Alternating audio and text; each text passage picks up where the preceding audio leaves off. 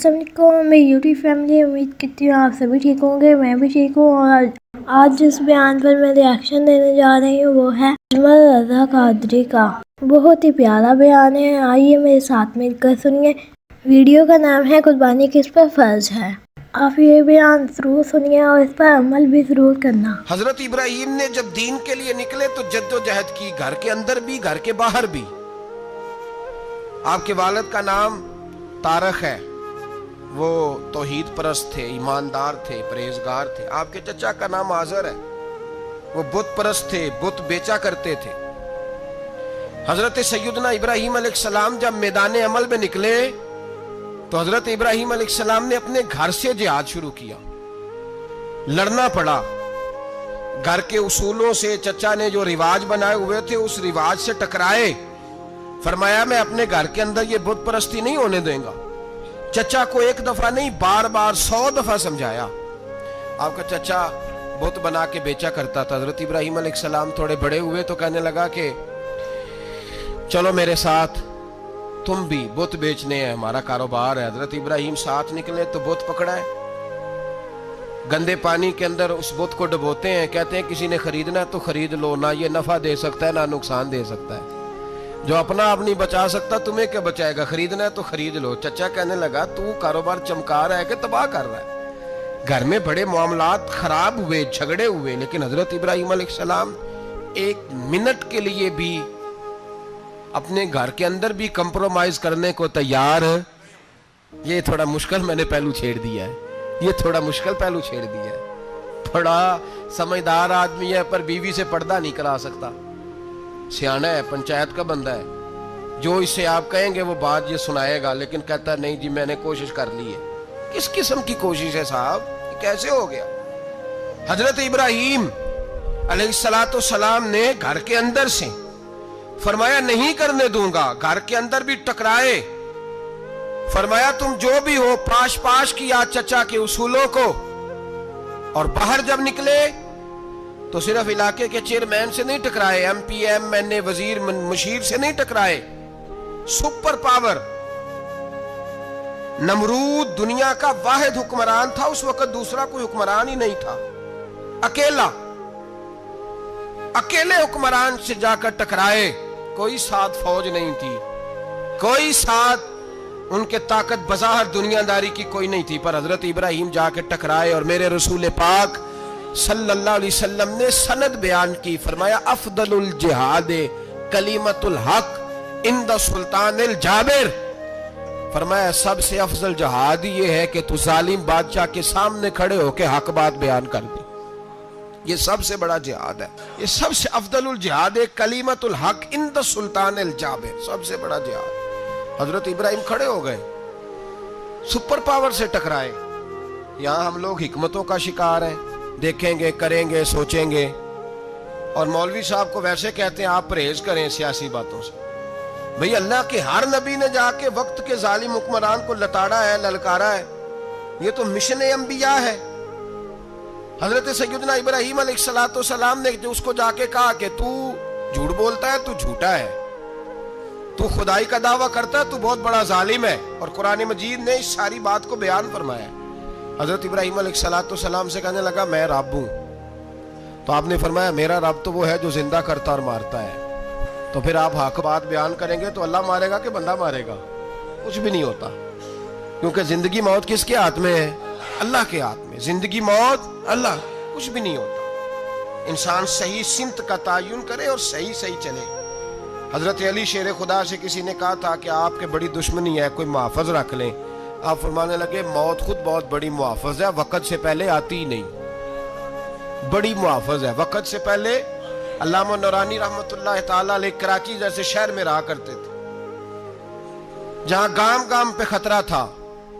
لوگوں نے کہا حضرت اتنے بڑے لیڈر ہو، آپ کی جماعت کی 62 سیٹیں ہوئی قومی اسمبلی میں، ایک ایسا وقت بھی آیا تو کوئی ایک آدمی بندوق والا۔ آپ فرمانے لگے مجھے ضرورت ہی نہیں، اس لیے کہ جس خدا رسول کے لیے میں نکلا ہوں وہ خود ہی حفاظت کرنے والے ہیں، ضرورت نہیں ان چیزوں۔ تو بھائی حضرت ابراہیم ٹکرائے، اور آپ کا انداز کیا ہے؟ جا کے کہا کہ تو نہیں، خدا وہ ہے جو زندہ کرتا، اور اس نے ایک بیوقوفوں جیسی دلیل دی۔ ایک آدمی کو کل پھانسی دینی تھی تو اس کو بلایا, کہنے لگا تجھے کب پھانسی ہے؟ اس نے کہا کل. کہنے لگا جا تجھے آزاد کیا, زندگی دی, اس کو چھٹی دے دی. ایک عام آدمی بیچارہ بیٹھا تھا, اس کو پکڑ کے نا کہنے لگا اس کی گردن اڑا دو. کہنے لگا دیکھ لو میں بھی زندہ کرتا اور مارتا ہوں, وہ جو کل مرنے والا تھا میں نے زندہ کر دیا ہے, اور جس کو پتہ ہی نہیں تھا کہ میں نے مرنا ہے اسے پکڑ کے میں نے مار دیا ہے. یہ بیوقوفوں جیسی دلیل ہے. حضرت سیدنا ابراہیم علیہ السلام چاہتے تو اسی وقت دلیل توڑ دیتے کہ تو کیا بیوقوفوں جیسی بات کر رہا ہے, اگر تو زندگی دیتا ہے تو مرے ہوئے میں جان ڈال کے دے جس کو تو نے مارا ہے. لیکن حضرت ابراہیم نے دیکھا کہ بیوقوف ہے, بیوقوفوں سے بحث نہیں ہوتی, دلیل بدل لی جاتی ہے, ان کی عقل کے مطابق بات کی جاتی ہے. حضرت ابراہیم فرمانے لگے میرا رب وہ ہے جو سورج مشرق سے نکالتا ہے اور مغرب میں غروب کرتا ہے, تو اگر رب ہے تو تو مغرب سے نکال کے مشرق میں غروب کر. فبہت الذی کفر, کافر لاجواب ہو گیا, اس کے پاس اس چیز کا کوئی جواب نہیں تھا. علامہ اسماعیل حقی نے خوبصورت فکرہ لکھا ہے, خوبصورت, جان ڈال دی ایک جملہ کہہ کے. حضرت سیدنا علامہ اسماعیل حقی رحمت اللہ علیہ فرمانے لگے چونکہ نمرود بیوقوفوں جیسی باتیں کر رہا تھا, اگر وہ یہ کہہ دیتا نا کہ میں سورج کو نکالتا ہوں مشرق سے, میں غروب کرتا ہوں معاذ اللہ مغرب میں نکالتا ہوں, تو آپ اپنے رب سے کہیے کہ وہ مغرب سے نکال کے مشرق میں غروب کرے. علامہ اسماعیل حقی فرماتے ہیں رب کریم کی آواز قدرت تھی, مالک حضرت ابراہیم علیہ السلام کے اس, اگر وہ کہہ دیتا اور حضرت ابراہیم دعا کر دیتے تو رب کریم نے فرشتوں کو تیار بٹھایا ہوا تھا. فرمایا اگر یہ کہہ دے میرے خلیل سے کہ سورج مغرب سے نکال کے مشرق میں غروب کرنا ہے تو تیار رہنا, جس طرح خلیل کہیں گے ویسے ہی کر دیں گے. واتخذ اللہ ابراہیم خلیلا, ابراہیم ہمارا دوست جو ہوا, جیسے کہے گا ویسے کر دیں گے. حضرت سیدنا ابراہیم علیہ السلام کی باتوں کا جب جواب نہ دے سکا, دلیل نہیں بندہ دیتا, پھر لڑائی کرتا ہے, پھر جھوٹے موٹے اعتراض کرتا ہے. دلیل ختم ہوتی ہے تو لوگ ذاتیات پہ اترتے ہیں, کہتے ہیں یہ کھانستا صحیح نہیں, دیکھتا صحیح نہیں. دلیل ختم, اب ذاتیات پہ اترے, کہنے لگے مجھے پتہ چلا ہے کہ یہ فلانی جگہ گیا تھا تو وہاں جا کے اس نے اس طرح کیا ہے. پھر لوگ ذاتیات پہ اترتے ہیں, جب دلیل کا جواب دلیل سے نہیں دے پاتے پھر ذاتیات پر اتر کر حملے کرتے ہیں. حضرت ابراہیم کے دلائل کا جواب نمرود نہ دے سکا تو کہنے لگا کہ اس کو آگ میں ڈال دو. قوم گئی ہوئی تھی ساری, آپ نے بات سنی ہوئی ہے, میں نے صرف اشارہ دینا ہے, میلے پہ. تو حضرت سیدنا ابراہیم علیہ السلام نے سارے بت توڑ دیے, کلاڑا بڑے بت کی گردن پہ رکھا. ماشاءاللہ صدقے جاؤں جنہوں نے اپنی اولاد اور اپنے گھر کی قربانی دے دی. واپس آئے, کہنے لگے بت کس نے توڑے ہیں؟ تو فرمایا اس سے پوچھ لو جس کی گردن پہ کلاڑا ہے. کہنے لگے یہ تو بول ہی نہیں سکتا. تو فرمانے لگے بڑے بیوقوف ہو, جو بولتا ہی نہیں, سنتا ہی نہیں, اپنا آپ نہیں بچا سکتا, اس کی پوجا کرتے ہو. کہنے لگے پکڑو, دلیلیں ختم ہو گئی, اس کو آگ میں ڈالو. بہت بڑی حویلی 45 فٹ مربع پہ مشتمل ایک حویلی بنائی گئی اور 45 فٹ اونچی. مختلف روایات, علامہ اسماعیل حقی کہتے ہیں کہ 3 مہینے تک نمرود نے کہا کہ اس کے اندر لکڑیاں ڈالو. لوگ پوچھنے لگے کتنی دنیا جلانی ہے؟ کہنے لگا بندہ تو ایک جلانا ہے, پر بندہ بڑا تگڑا ہے, ایک بندہ. 3 مہینے لکڑیاں ڈالی گئیں. اور لوگوں کی جو تہمات ہوتی ہیں نا وہ بڑی عجیب ہوتی ہیں. تہمات میں نے بڑی تفصیل سے رمضان المبارک میں گفتگو کی تھی. بدشگونی, تہمات لوگ لیتے ہیں. اس وقت بھی لوگ تہمات کا شکار ہو گئے. عقیدہ بگڑ جاتا ہے تو وہ عجیب و غریب باتیں کرنے لگتا ہے. تہمات کا شکار ہو گئے. بیبیاں نظر مانتی, میں بیمار ہوں, اگر صحیح ہو گئی تو اتنے من لکڑی دوں گی حضرت ابراہیم کی آگ جلانے کے لیے. ایک عورت لے کے جا رہی ہے لکڑیاں, تو ایک نیک دل آدمی نے اس سے پوچھا کہاں جا رہی ہو؟ کہنے لگی میں نے منت مانی تھی تو حضرت ابراہیم علیہ السلام کو معاذ اللہ جلانے کے لیے لکڑیاں لے کے جا رہی ہوں. تو وہ رب کریم کے بندے کہنے لگے تو ڈھونڈتی رہے گی, تجھے وہ جگہ ملے گی نہیں. وہ بی بی کئی مہینے گھومتی رہی, جگہ ہی نہیں ملی جہاں لکڑیاں ڈالنی, ماری گئی.